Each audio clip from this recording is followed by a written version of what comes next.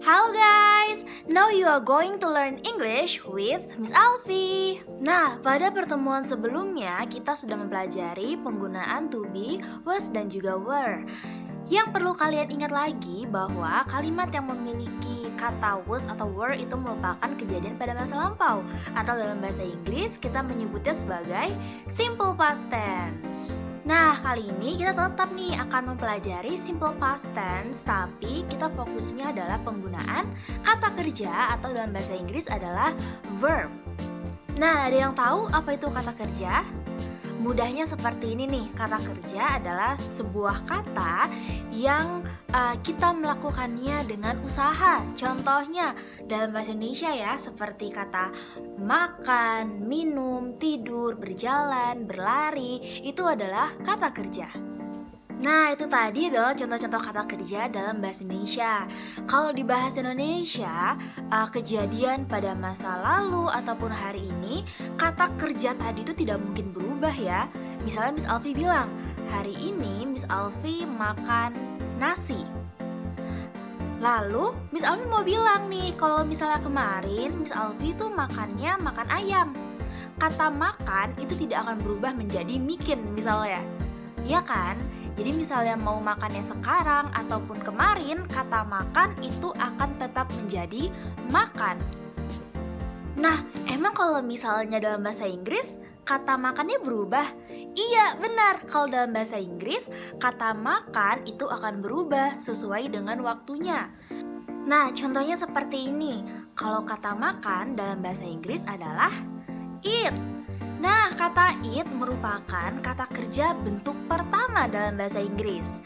Atau lebih mudah kita bisa menyebutnya sebagai verb one.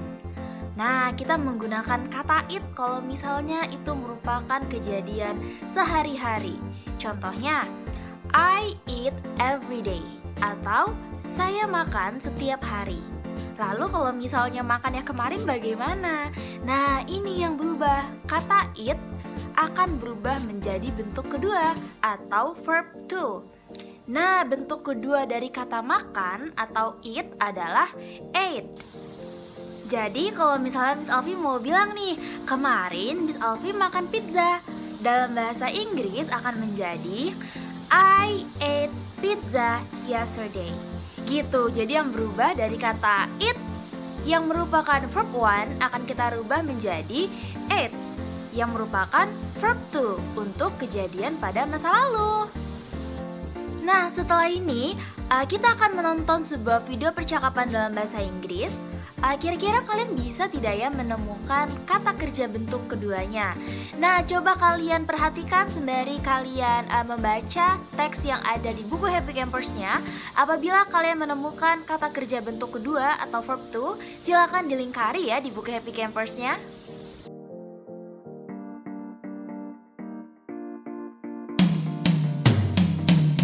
Jason, Patty, Adam and Sue, the Happy Campers, coming to you. How was the talent show? Who won? It was really good, Larry.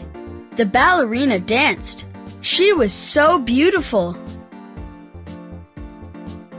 The acrobats wore great costumes. And they made them. The singer sang a really cool song. Yes, he had a great voice.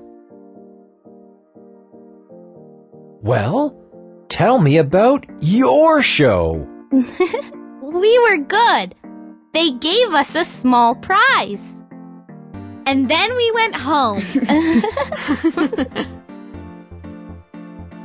Just kidding, Larry. We won! Woohoo! Yeah! Woohoo! Now I'm a happy camper too.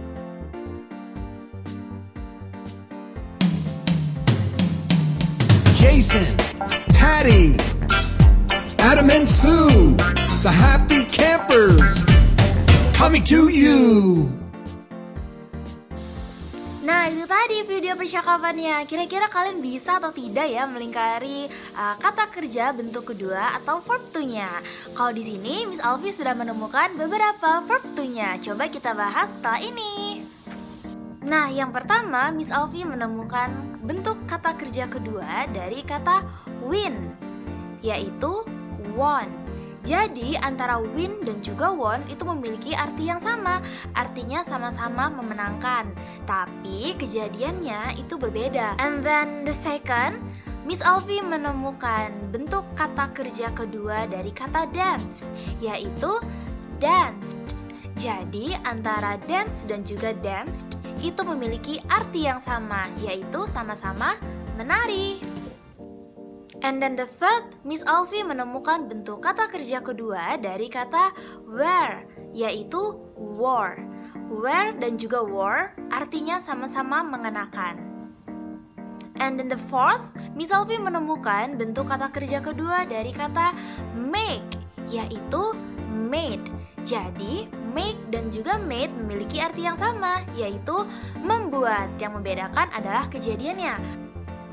And then the fifth, Miss Alfi menemukan bentuk kata kerja kedua dari kata sing, yaitu sang. Jadi, sing dan juga sang memiliki arti yang sama, yaitu sama-sama menyanyi. And then the sixth, Miss Alfi menemukan bentuk kata kerja kedua dari kata have, yaitu had.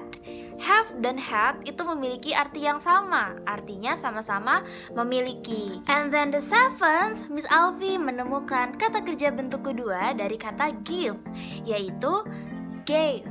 Jadi give dan gave itu memiliki arti yang sama, artinya adalah memberi. And then the eighth, Miss Alfi menemukan kata kerja bentuk kedua dari kata go, yaitu went.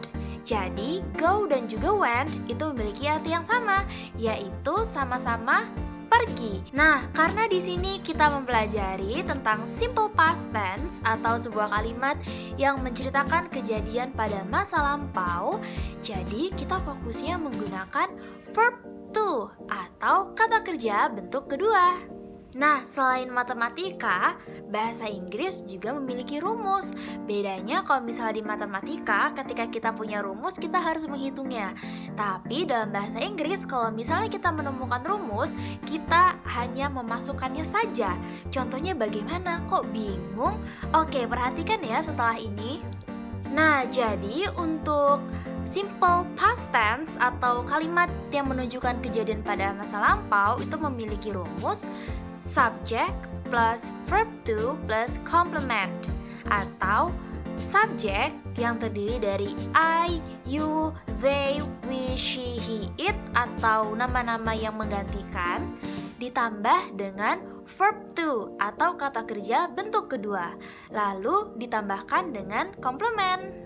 Nah, contoh kalimatnya adalah I made a cake yesterday. Nah, dari kalimat tadi kita bisa menyimpulkan nih bahwa subjek kalimatnya adalah I atau saya.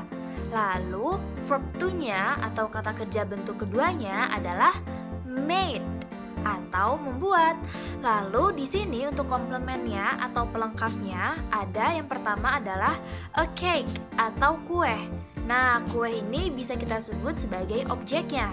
Lalu ada keterangan waktunya juga, yaitu yesterday. Nah, itu tadi penjelasan mengenai penggunaan verb to pada simple past tense. Semoga kalian bisa memahaminya ya. Nah, untuk presensi pada hari ini bagi rombel yang sekolah online adalah silakan sebutkan 3 contoh kata kerja bentuk kedua beserta artinya juga ya. Well, that's all my explanation for today. Thank you for your attention and I'll see you in the next video. Bye-bye!